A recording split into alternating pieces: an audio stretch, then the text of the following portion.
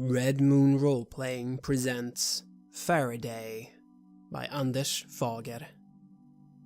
Chapter 1, 1854. The Moon, Nahemoth. The great sacred tarot you only throw once in your life stated that I was born under the sign of Nahemoth. What a bliss, what a favourable sign. Oh dear, Rupert was born under the aegis of Nahemoth, god of the twisted freak. Praise be, the silly angel of ugly. I was a pretty child, so I've been told. My first memory is darting around on a lawn. My parents sit, both of them together, at a small table. They are talking about something I do not understand. I remember thinking then that I wanted to understand. Later on I remember thinking back on scenes like that, wishing them to be together more often. They were nice people, both of them. They just had no idea how to handle being a couple, let alone love. Being married and having children was just some chore they did because they were supposed to. Ages later, I still wish I'd had the courage then to ask how it felt. Did they become friends, or did they love each other? Or were they just somehow working together? Born under Nahemoth, silly angel of ugly, I grew up to be handsome.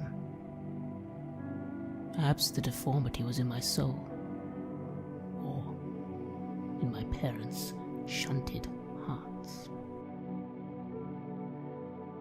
Chapter 2, 1863.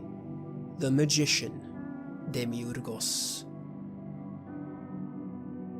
I met Seymour, the young magician, in school when I was 9. In the college of Most Holy Saint Silly of the Blessed Boredom. He was my partner, best friend. I'm not much of a magician then. I do not think we were different from many other messed up sons of servants of the Empire. Not much. We were bullied and bullied back. We played soldiers and explorers and tried to learn Latin and French because that was what a young gentleman was supposed to learn. We buggered and got buggered because that was what young gentlemen were supposed to do. My family was in shipping, his in mining. We both had older, more useful brothers to take care of the family affairs. Perhaps that explains why we both started looking for other things in life.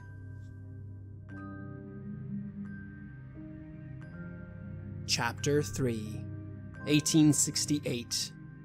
The Hermit, Netzach. I was 14 when my father died in Abyssinia.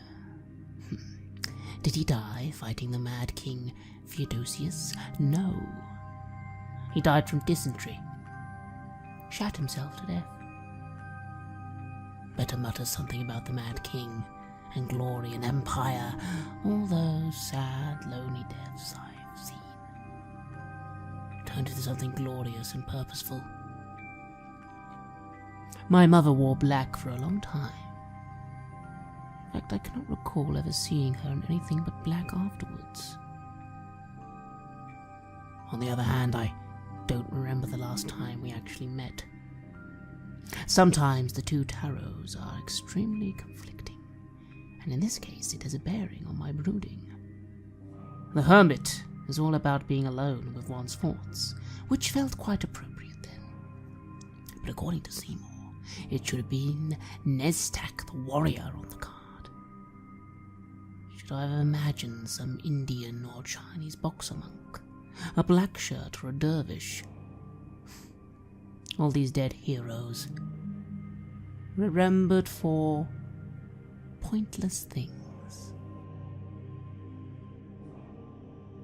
Chapter 4, 1871. The High Priestess, Astaroth. there is always a woman involved, somehow. Or at least a yin to the yang. Not a succubi or a whore, but a priestess, a teacher. She came to me this fall, my third term in Oxford. The daughter of one of the professors. She had travelled with her father all over the Middle East and to India. A true daughter of the Empire, very resourceful, very unwomanlike, and hence a perfect goddess. She had everything I'd searched for, everything I'd dreamt of after reading all those silly little romance stories, and more. Elsa Wolf, the wolf's daughter, the bitch. We went to London together.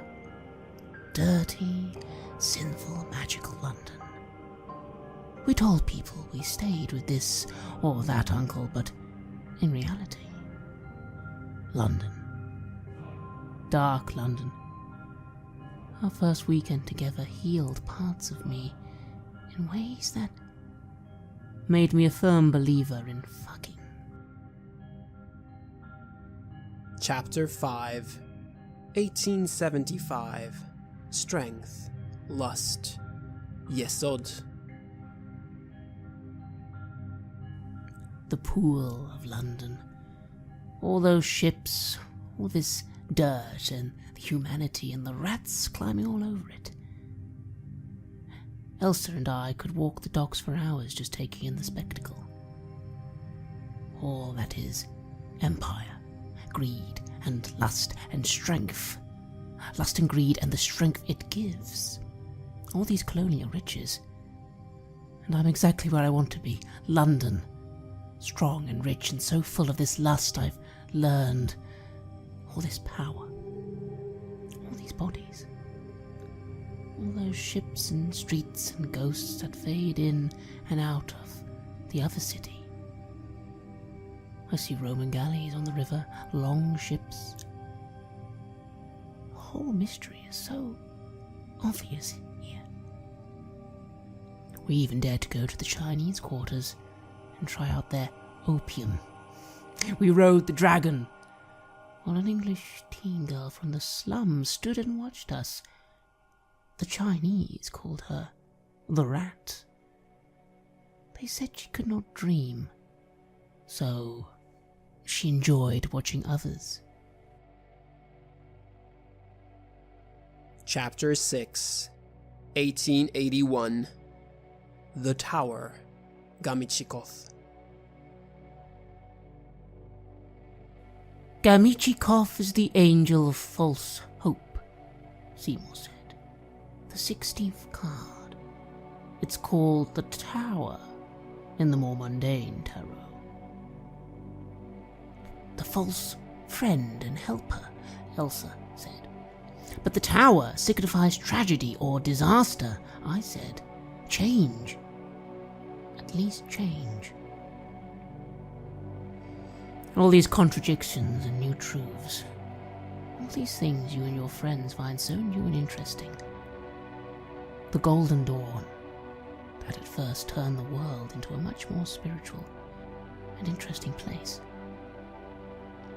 Then you realize that there is a yin to every yang, and that beyond that interesting, come over and have a cup of tea fairyland, lies inferno and betrayal. Chapter 7, 1887. The Hierophant, Binah. There was so much going on behind the doors of the upper classes. All the drugs and the fortification and experiments in magic. We revelled in it. And I just loved it when Crowley tore up the Golden Dawn. All those pretentious little brats. Me, Elsa and Seymour loved him. All that carnal magic. The transformations and ecstasies Of course, the high and mighty loved him and kept him at an arm's length. We went all in, especially Seymour. Do you know, he snarled, the way I view the tarot, strength should be named lust, as that is closer to the truth. We fall over each other, begging for his truth. Chapter 8, 1888. The Lovers, Chesed. The latest from the strange lands. In Africa, the country of Niwir has disappeared. Just like that. In London, Chesid's old girlfriend Nikimi is still alive and hiding in an attic rented by me and Seymour. I feel a bit like the icon on the card. A white man giving water to a black man, or, in this case, woman. I'm offering something small for the knowledge of a continent. The lovers talk about new relationships. Time to bring love into the center stage of your life. Me and Elsa had a flirt with Donovan the Dandy, and in the midst of that debauchery, I thought of my parents. How did they even get around to the fucking that brought me around? Especially considering that my big brother was very much alive and well. Was it duty? Just another chore? I sincerely would like to know. Chapter 9, 1892. The Star, Golab. In the realm of the all-embracing empire of Queen Vicky, the star is a naked woman signifying hope and purity. In the tarot that Seymour desires, it is Golab, the master of torture, who he claims to be a woman. Because women are more cruel, don't you think? He sneers at Elsa, of course. That's why we don't meet that often anymore. All the magic in the world aside, he is becoming more and more of a jealous asshole. He cannot get between me and Elsa. I wish I could just tell him to just fuck himself and go back to his little prison. We've become so different over the last 10 years. He was a real job. Perhaps that is what makes him become more than just plain cruel. And I am a plain bore hanging out with Donovan's gang, and the promise of never growing old. Elsa is getting old. 50 in 2 years. We are drifting apart.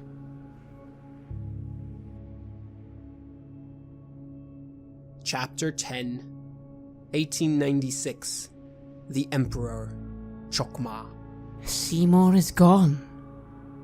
The stupid bugger is gone. He and part of his prison fell down into some hellhole inferno. I've not gone there to examine things, but I can say, what did I tell you for the rest of my unnatural life? Elsa is gone too. At least in spirit. She's gone to the seaside for her lungs, to wither away in some endless afternoon. But I have my new friends. I have rebelled against rebellion. I have my new friends, my new religion. I never understood just how it started. I started to meet these people that enjoyed fucking and blood. Fine. They were not thinking about things like Seymour does. Donovan or Chandra the dancer in Mad Beirut were happy fucking and drinking blood without much thinking. Suited me fine.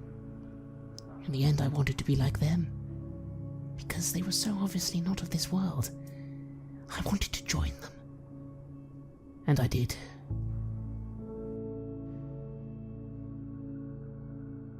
Chapter 11, 1901. Death. Thaumiel. The Queen of the World has died. Death, Seymour once said, flashing one of his beloved tarot cards. The card means permanent change, like death. So we still believe death is the end. Or at least permanent change. Or just a beginning. I wish I could say this had any bearing on Victoria. Did she die? I do think so, definitely. But do those high and mighty die like normal people? Doubtfully. I would not be the least surprised if she showed up here among me and Donovan and the other not quite deceased. Perhaps she's been like me for ages. Donovan has had many lovers through the years.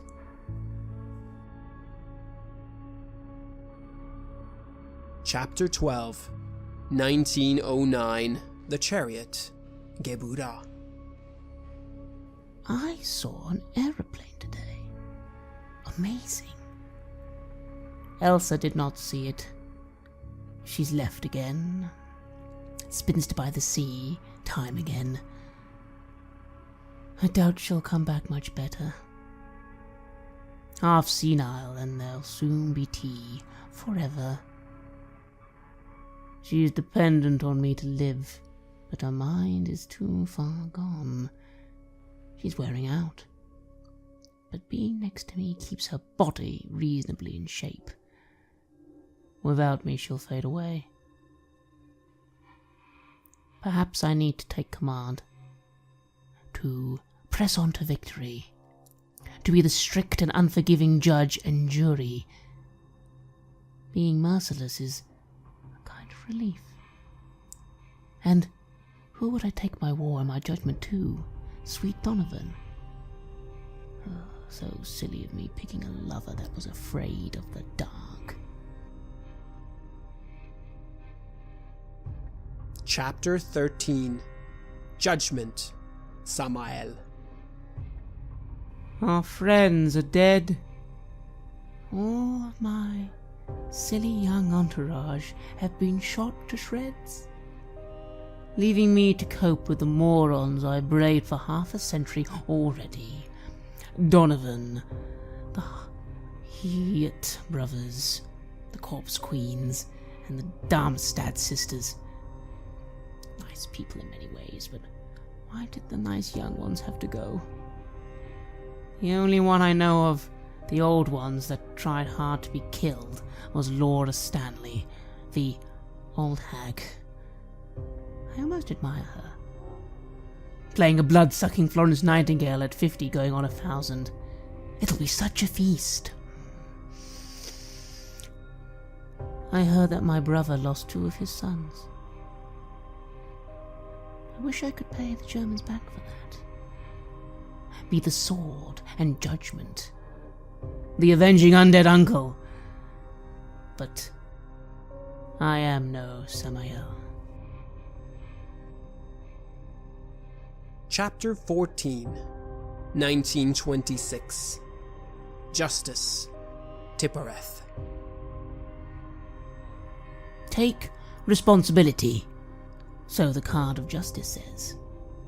Yet it is Tippereth's card. Tepiphany, the slum rat's mistress, the mistress of chaos. The insane spider in the center of the web. Like the other angels, she does not like my kind. Wonder what she would say if I took her servant Epiphany as my mistress. Or the other way around. I saw her a couple of years ago, Epiphany the rat. She's not aged much. I wonder if she remembers years ago at Ripper's. Me and Elsa fucked forever with her back against some war memorial. We did magic. The slum rat was there. The little bitch likes to watch. Bet she still does. Elsa. She's just an automation these days. A senile half-life that lacks the sense to die. I have decided not to keep her. I will kill her properly. Chapter 15, 1937. The Hanged Man, Malkuth. I hate things without Elsa. I hate this loss of energy. I wish I could be outside. I would like to sit about and be useless, like the Bloomsbury people. Walk around in parks and do arts and crafts and talk about revolutions other people will carry out. The Empire will fall apart. I can see it in the cards, though few believe me.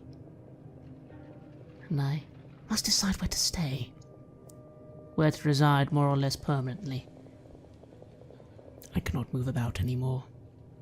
My present condition makes travel too dangerous. Even traveling to the continent is a gamble. Vibek Nashtal is tempting me to come down. Join me and my master, she says. You will see things differently. You need that. It'll be good for you. Donovan torched himself one morning. Just got fed up and stayed out in the sun. I'm not there yet. I will find a way. Chapter 16, 1944. The Wheel of Fortune, Hod. And they all came down. In a matter of a year or two. I cannot believe how much has happened the last few years. You can say a lot of things about world wars, but things do change fast. There's been so much change in the air. So many people believed in the men in black, Hod's men, the voice of law and order, and now they are losing. The Italian one being killed by some commoners and hung up like a piece of meat. Soon there'll only be Bina's thugs left. I'm so happy that I got out of the whole thing. Being just me is good enough, and besides, would not Hod's men have turned on their own? I mean, if you love purity and order and people being white, I must be on the death list. As would Hod and his minions. Despite being white. And despite fucking everything that has a pulse. Or not. Chapter 17, 1951. The World, Gamaliel. Sex gets boring. Passion gets boring. Even digging around in Gamaliel's most twisted dreams gets repetitive. It wears you down. This extended lifespan comes with the extra risk of going crazy. It fucks you up like it did with Donovan. Or am I just fucking and being fucked by the wrong things? This Dracula cliché is getting silly. I need to find something radically new. Some drug I haven't tried yet. Some race, or breed, or food, or dance, or taste, or drink, or fuck in a new way with someone that does not look like the last 50 fuckwits I fucked. I think I need to be loved again. Pathetic.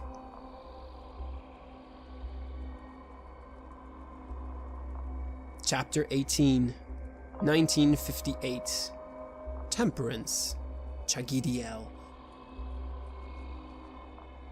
I am actually finding a balance.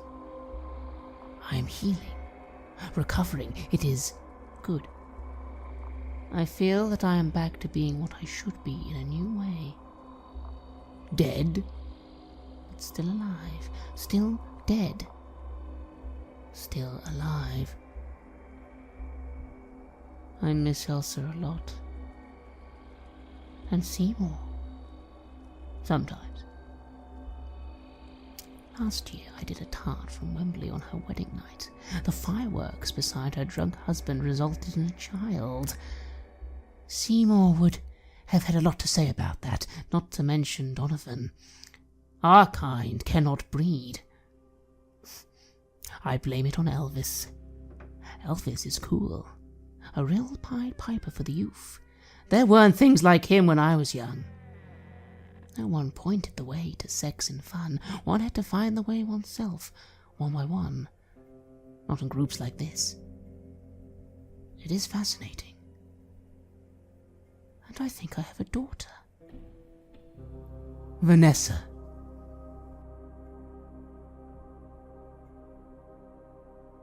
Chapter 19, 1966. The Sun, Hareb Serap. I loved swinging London. I loved every single minute of it. The parties, the abundance of drugs, the spirit of rebellion and exploration. The childish songs and the teen decadence. All these rebels in their 20s. These bratty working-class kids with their heads full of technicolor dreams. The anti-war movement. The crazy political ideas. They kicked open the gates to Metropolis by sheer numbers. I loved that. Hyde Park melted into another Hyde Park. And the sun machine was coming down. Later, I've realized I liked it so much because I felt I was one of them. Not only me by myself. I'd not felt that unity with others since I don't know when. Perhaps with the Golden Dawn, before things went sour. Elsa would have loved all these crazy kids. And she would have perhaps have hated little Vanessa. The one thing she never gave me.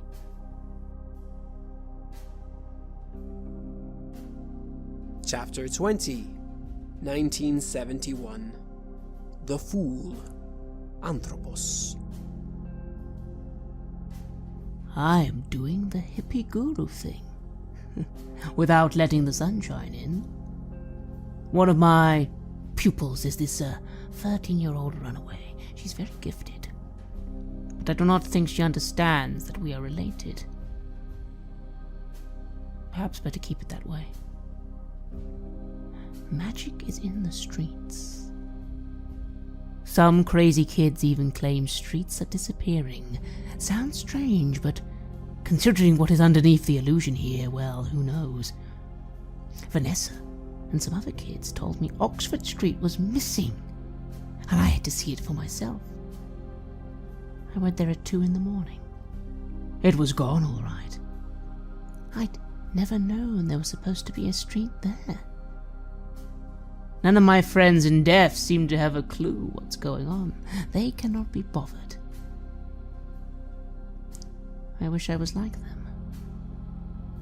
I wish I didn't care.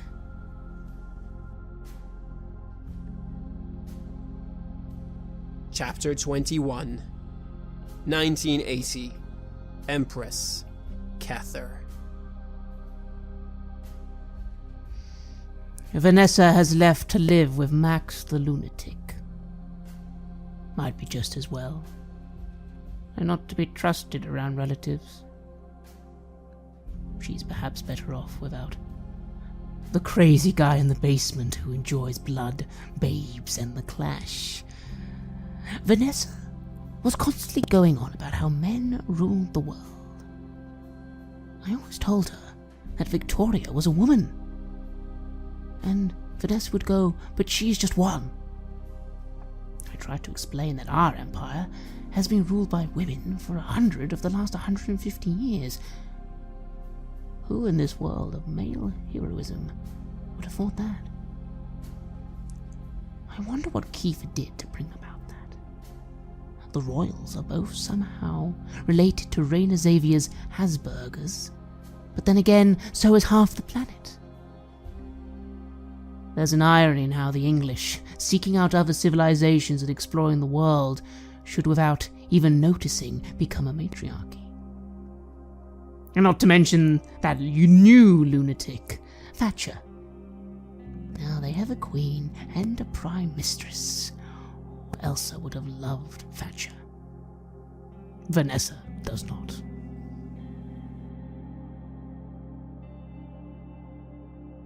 Chapter 22. 1992. The Devil. Togarini. Something is happening, stirring, or moving. It's been going on for a while now. Some shift in the big picture. I think of Crowley coming back, or Seymour. On the back of some monster from hell, I realize that if it was just me in the monster's way, I would not care much, but now Vanessa's here too. Crazy, wonderful Vanessa of the lunatics. I like having her around. I like the world having her around. Caring for family is even worse than needing love.